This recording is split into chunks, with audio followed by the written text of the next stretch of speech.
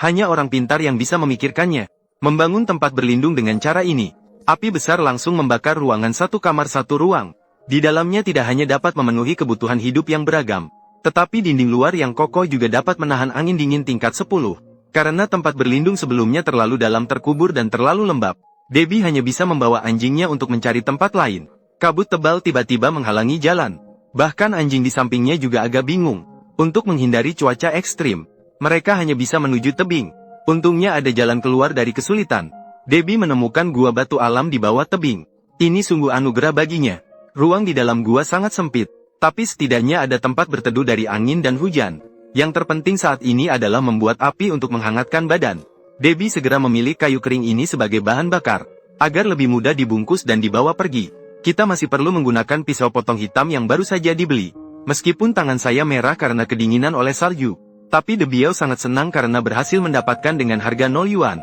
Pertama-tama, mengupas beberapa potong kayu sebagai bahan bakar. Kemudian menggunakan 2 sendok lilin aromaterapi bekas kekasihnya. Dengan cara ini, kayu yang lembab dapat dinyalakan.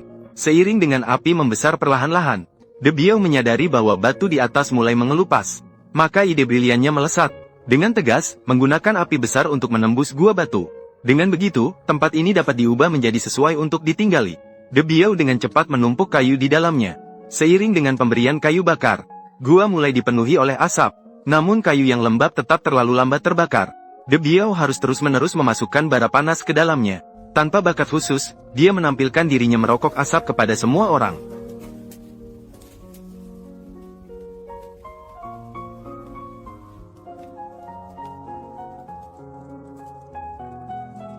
Api yang berkobar-kobar ini sebanding dengan tempat kremasi. Nyaris saja membuat kepala Debiao hangus. Seiring suhu semakin meningkat, batu-batu di atas mulai terlepas. Tapi untuk membakar ruang tamu dan kamar tidur masih kurang. Debiao terus menambahkan kayu ke dalamnya. Melihat lapisan batu yang terus terlepas, Debiao merasa dirinya benar-benar jenius. Lagi pula, hanya dia yang bisa membakar tempat perlindungan dengan api besar. Satu-satunya kekurangannya adalah takut api membakarnya. Pada saat tahun baru, masih harus pergi bersama Fan-Fan untuk menjahit. Setelah 2,5 jam pembakaran, sehingga batu-batu besar sudah banyak terjatuh, Debiao menumpuk batu di pintu masuk gua. Kemudian mengisi dengan tanah liat, sehingga bisa membangun tembok pemecah angin. Karena ruang di dalamnya belum cukup besar, Debiao mulai memukul batu-batu yang terlepas dengan palu. Setelah dipanggang dengan suhu tinggi, batu-batu telah menjadi sangat rapuh. Hanya perlu sedikit mendorong, maka akan jatuh sepotong besar.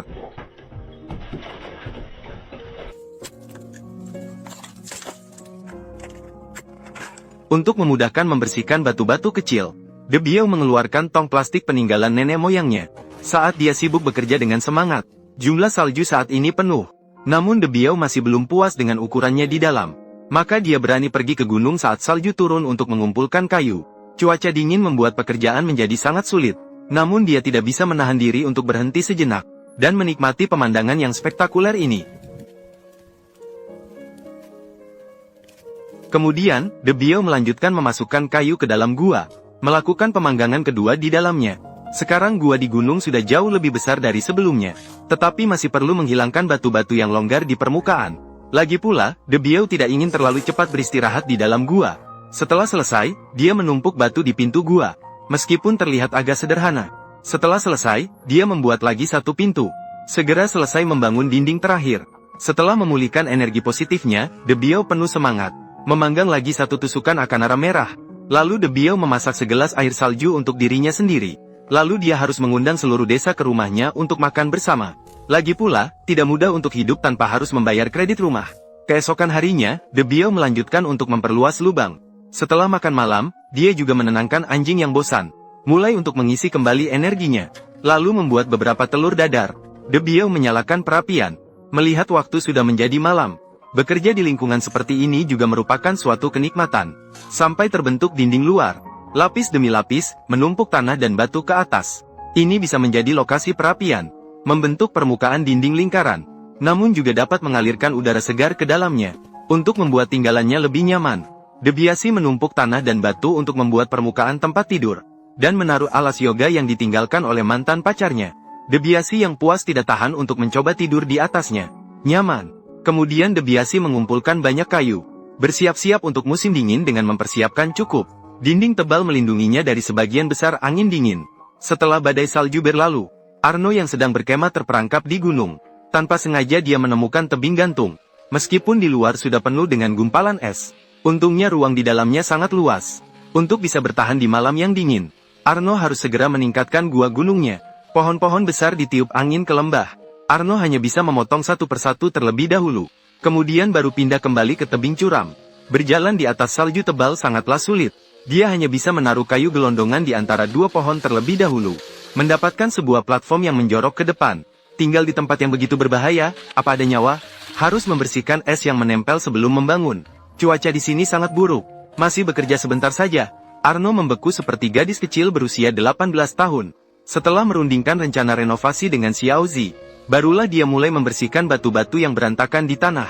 Agar tidak mati lebih awal, Arno mendukung tiang kayu di dasar batu besar. Karena hanya dihuni oleh satu orang, jadi tidak memerlukan ruangan yang besar. Menumpuk kayu gelondongan secara berurutan untuk membangun dinding samping. Berkat permukaan batu yang sangat rata, sehingga dapat dengan mudah menyisipkan kayu di dalamnya. Untuk mengisolasi tanah lembab di bawahnya, dia menggunakan dua kayu gelondongan untuk meninggikan permukaan tanah. Kemudian membagi kayu menjadi dua, dan meletakkannya di atas sebagai permukaan tempat tidur. Meskipun permukaannya terlihat kasar dan tidak rata, namun sebenarnya bisa membuat punggung rileks dan meningkatkan peredaran darah. Tidur sebentar saja bisa membuatmu segar lagi.